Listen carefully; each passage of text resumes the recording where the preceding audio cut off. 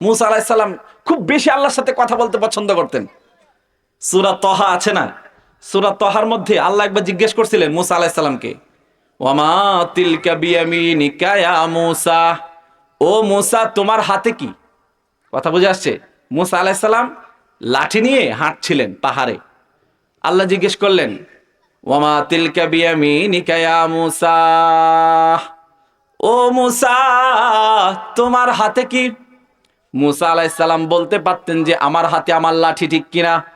কিন্তু মুসা আলাইহিস সালাম এখানে আশেক মাশুকের কাজ, সুবহানাল্লাহ বলি ভাই। আল্লাহর প্রেমের আশেক, আল্লাহ হলো তার মাশুক। মাশুকের সাথে কথা বললে তো ভালোই লাগে, ভালোই লাগে, ঠিক কিনা? যে যারে ভালোবাসে তার সাথে কথা বললেও ভাল লাগে। একটা হারাম কাজ আমাদের যুব সমাজ খুব বেশি করে।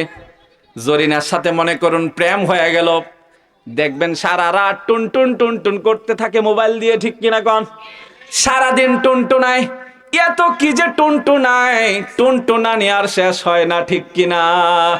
সারা রাত শেষ, টুনটুনানি শেষ হয় না। কেন?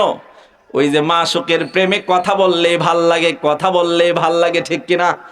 এটা অবৈধ যদিও, কিন্তু মুসা আলাইহিস সালামের আল্লাহর সাথে ছিল বৈধ প্রেম। ও যুবক, আমাদেরও আল্লাহর সাথে বৈধ প্রেম করতে হবে।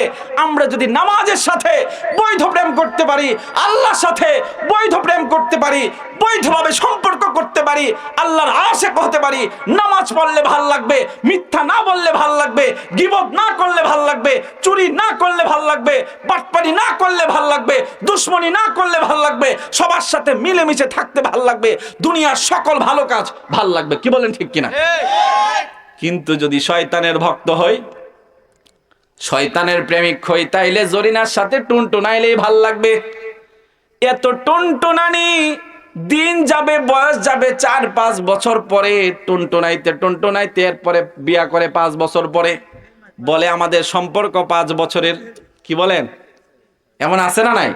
নাউজুবিল্লাহ বলেন একবার ভাই। আমার বন্ধুরা, মুসা আলাইহিস সালাম আল্লাহর সাথে কথা বলতে ভাল লাগতো। আশেক মাশুকের ব্যাপার। আল্লাহু আকবার, আল্লাহু আকবার। আল্লাহ জিজ্ঞেস করলেন, ও মুসা, ওয়ামা তিলকা বিয়ামিনিকা ইয়া মুসা, হে মুসা তোমার ডান হাতে কি? মুসা আলাইহিস সালাম বললেন, ক্বালা হিয়া আসায়া, এটা আমার লাঠি। তিনি কি বললেন? এটা আমার লাঠি। উত্তর শেষ কিনা কোন? উত্তর শেষ, কিন্তু মুসা আলাইহিস সালাম শেষ না।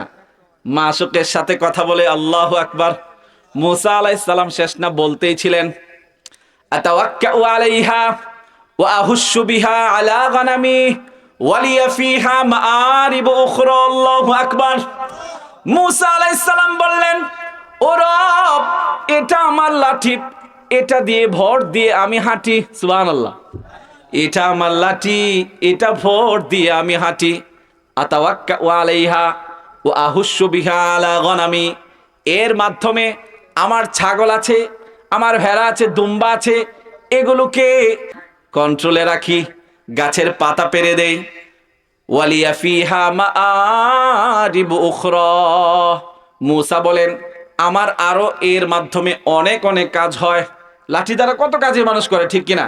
ওয়ালিয়া ফিহা মাআরিব উখরা, অনেক অনেক কাজ আছে।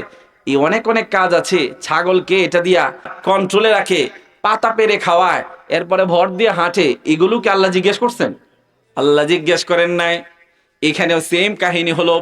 মুফাসসিরিনে কেরাম বলেন, এরা যখন প্রশ্ন শুরু করলো, মুসা আলাইহিস সালাম তো মাশুকের সাথে কথা বলার জন্য পাগল।